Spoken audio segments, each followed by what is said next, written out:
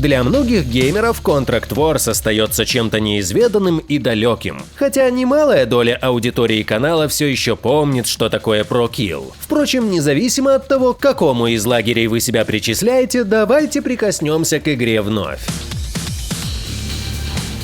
В наши дни Contract Wars известен как старый браузерный шутер и первый проект Никиты Буянова в этом жанре, но мало кто знает, что именно Contract Wars стал первым в мире бесплатным браузерным шутером, качество реализации которого позволяло игре соперничать даже с некоторыми стендалон проектами, а прямые конкуренты из браузера даже тогда выглядели очень сомнительно. Солидный арсенал – одно из ключевых достоинств Contract Wars. При первом же запуске интерфейс намекает, здесь будет с чем разгуляться. Разнообразие как уже знакомых, так и довольно редких в игровой индустрии образцов вооружения потрясает, а недавно общая их сумма превысила 100 единиц. Причем каждый образец достаточно хорошо проработан. Большинство имеет специальное оружейное задание, а в определенный момент разработчики стали добавлять кастомизацию. Теперь уже полную свободу настройки прицела, дульного устройства и тактического блока вместо ранее заготовленных наборов. Часть оружия приобретается за добываемые в сражениях кредиты, другая за премиум-валюту, а один из наборов содержит особое классовое оружие, и чтобы заполучить эти пушки, понадобится серьезно выложиться во всех трех валютах, как на саму прокачку нужной ветки определенного класса, так и на разблокировку непосредственно оружия. Ганплей в Contract Wars хорош, да не просто хорош, а один из наиболее визуально приятных на тот момент. Качественные модели, правильное расположение на экране и неплохие анимации со звуками создают очень хорошее впечатление от стрельбы. Даже реализация ее через рандомный спрей и хитсканы тогда не казалась чем-то ужасным, а была нормой в индустрии.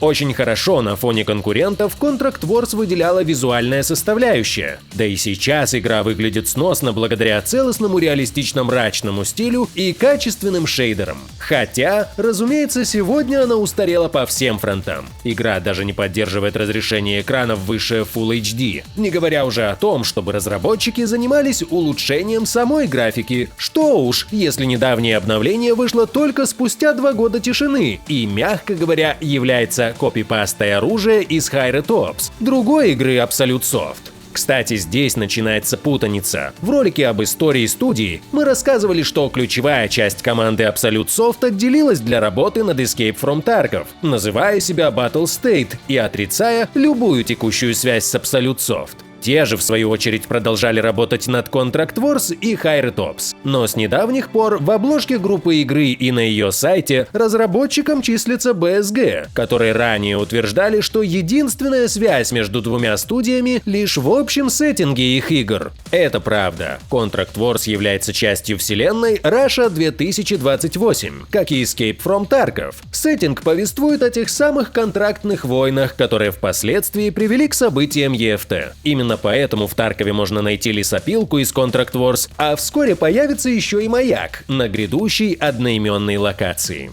Свою роль в популяризации Contract Wars сыграла мотивирующая система прогрессии и кланов, что отлично работало на вовлечение игроков. С каждым новым уровнем и разблокированным оружием, с каждым прокачанным умением клана и персонажа, игрок чувствовал себя лучше и элитнее. Всего в игре 70 уровней, за каждый из которых игрок получал 1 единицу СП, как раз необходимых для прокачки бойца. А ограничений на развитие по классам не было никаких. То есть можно спокойно открыть все снайперские навыки на точность, при этом на полную прокачав бронежилет штурмовика. Если же вы не поспеваете за противником, игра позволяет докупить еще 10 СП за премиум-валюту. Остальное нужно будет добывать из контрактов, а также с мизерным шансом скиллпоинт может выпасть в ежедневной рулетке. И здесь игра упирается в свой же краеугольный камень. Несмотря на то, что RPG-составляющая мотивирует игрока к развитию, она же порождает огромный дисбаланс, ведь можно просто закупиться попытками для рулетки и надеяться на выпадение нескольких дополнительных очков прокачки. Раньше на Ютубе даже был формат Open рулеток у блогеров по игре. Да и разработчики говорили, что рулетка стала одной из самых прибыльных механик игры, наряду с ускоренной разблокировкой мета-уровней в кастомизации. Такой он free-to-play гейминг.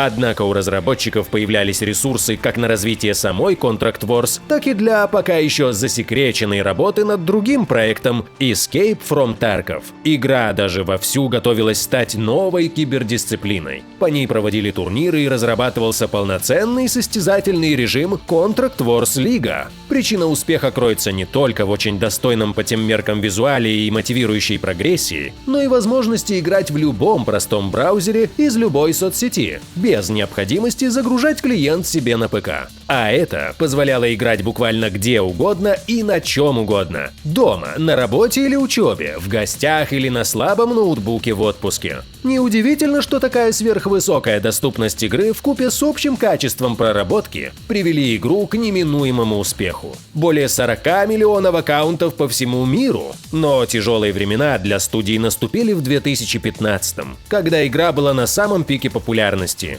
Браузеры один за другим отказывались от поддержки ключевого плагина, необходимого для работы Unity веб-плеера, а значит и Contract Wars. К сожалению, к этому моменту разработчики так и не успели выйти за рамки браузера, хотя не раз делились такими намерениями. Шутер давно нашел свою аудиторию. О нем знал буквально каждый школьник и офисный работник. Игровое сообщество безумно ждало клиентскую версию Contract Wars и в кратчайшие сроки дало игре зеленый свет в тогда еще существующей программе Steam Greenlight. Предполагалось, что самостоятельная версия Contract Wars, ранний геймплей которой вы видите на экранах, перестанет быть скована рамками браузеров, и разработчикам удастся значительно улучшить графику, добавить новые механики и переработать баланс, уже имея за плечами опыт разработки браузерной игры. Но вопреки ожиданиям фанатов, вести о самостоятельном наследнике все никак не появлялось. Одна из самых популярных фри-то-плей игр того времени стала угасать на глазах, а разработчики лишь отсрочивали неизбежное, предпринимая попытки договориться с браузерами о продлении поддержки плагина. В 2017-м студия выпускает клиент Contract Wars. Но это не долгожданный стендалон. Разработчики лишь создали небольшой лаунчер, позволяющий миновать браузеры и продолжать играть в Contract Wars. В дальнейшем клиентская версия игры получила несколько обновлений, последнее из которых было в 2019 году, если не брать в расчет недавнее добавление оружия из Higher Tops.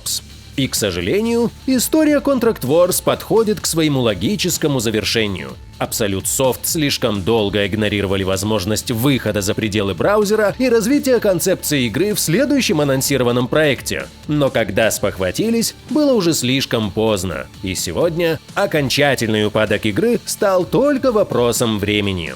Но Contract Wars не единственный проект Absolute Soft. Кое-какие надежды студия возлагает на Higher Tops. И об этом проекте мы хотим рассказать в следующий раз. А пока расскажите, играли ли вы в Contract Wars и какие остались воспоминания. Спасибо за просмотр. Благодарим Евгения Байдуганова и Селебруту за донат. И YouTube-спонсоров Кот Барзилио, Ренат Бабат, Андрей Пехотов, Содом, Эрл Грей, Канал Глины, Михаил Панков, Игорь Дусаев, Speedwagon, Demolition Kov и Авы Доминус Нокс, а также Флик, Эхо, Итальянская сосиска и Данте.